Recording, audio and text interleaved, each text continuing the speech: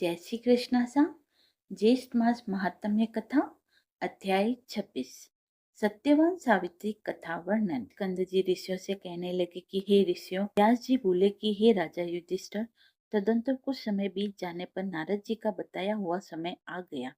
जो कुछ नारद जी ने बतलाया था वह सावित्री हृदय में निरंतर याद रखी थी, और सावित्री प्रतिदिन समय की गणना कर रही थी, और वह 3 रात्रि का व्रत धारण कर रात दिन एक ही आसन पर बैठी रही, और चौथे दिन इस व्रत की समाप्ति करूंगी ऐसा निश्चय किया।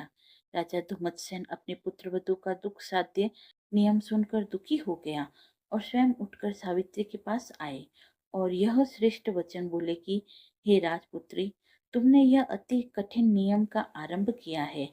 स्कंद जी बोले कि हे ऋषियों, 3 दिन का समय बहुत कठिनता से बीतने योग्य है, क्योंकि 3 दिन में अपने पति की मृत्यु का कारण जानकर इसी बीच में उस तपस्विनी ने 3 दिन का नियम ग्रहण किया। उसको यह निश्चय था कि चौथे दिन उसका पति मर जाएगा। इसी प्रकार सत्यवान कुठार पिठक लेकर वन के लिए लकड़ियां लेने के लिए चला। उस सत्यवान को वन में जाता देख सावित्री बोली, हे मानद, आज आप मेरे कहने से वन को न जाइए, और यदि आप जाना ही चाहते हैं तो मैं भी आपके साथ चलूंगी।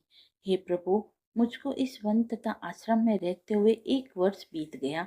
सत्यवान कहने लगे कि हे शुश्रोणी, मैं स्वतंत्र नहीं हूँ, मेरे माता पिता से पूछ लो। हे सुचिस्मते, यदि वह कहे तो मेरे साथ चले चलो। पति के ऐसा कहने पर वह कमल नेत्री अपने सास ससुर के पास गई और उनके चरणों में प्रणाम करके कहने लगी कि मैं वन देखने के निमित्त जाना चाहती हूँ, आप मुझे आज्ञा दीजिए।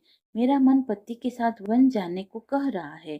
सावित्री के ऐसे वचन सुनकर राजा दुमत्सेन बोले कि हे भद्रे, हे सुव्रते, तुमने व्रत किया है, अब उसके पारण का समय है, उसका पारण करो और पारण के पश्चात तुम वन को जा सकती हो।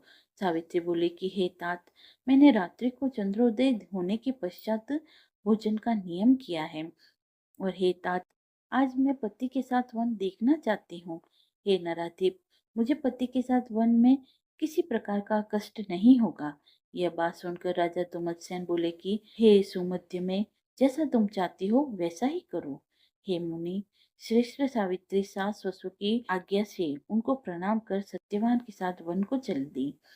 वह मनस्विनी बार बार अपने पति को देखती रही तथा विकसित पुष्पों वाले वृक्षों और सुंदर फलों वाले वृक्षों से व्याप्त वन को भी देखती जाती थी। उस वन के वृक्षों के नाम पूछती हुई और कभी मृग समूह को देखती हुई वह सावित्री हृदय से कांप रही थी। उस वन में जाकर सत्यवान ने शीघ्र फलों को लेकर काष्ठ को भी ले लिया और एक भार बांधकर तैयार कर लिया। वह साध्वी पतिव्रता वट वृक्ष के समीप बैठकर पिटारी को फलों से भरने लगी और सत्यवान उस काष्ठ को कुठार से फाड़ने लगा। इसी समय सत्यवान के सिर में पीड़ा हुई और वह सावित्री से बोला कि हे भद्रे, सूल के समान कांटों से मेरा सिर फटा जा रहा है। हे सुश्रोणी, हे सुव्रते, मैं तुम्हारी गोद में सोना चाहता हूँ। वह विशालाक्षी मनस्विनी सत्यवान की मृत्यु का समय उपस्थित समझकर उसी स्थान में बैठ गई। सत्यवान भी सावित्री की गोद में अपना सिर रखकर सो गया। तब तक वहां पर कृष्ण पिंगल का एक पुरुष आया। तीसरी ज्येष्ठ महात्म्य सावित्री सत्यवान कथा वर्णन 26वां अध्याय समाप्त हुआ। अगर आपको कथा पसंद आई हो तो आप मेरे चैनल को लाइक शेयर एंड सब्सक्राइब अवश्य करें। धन्यवाद।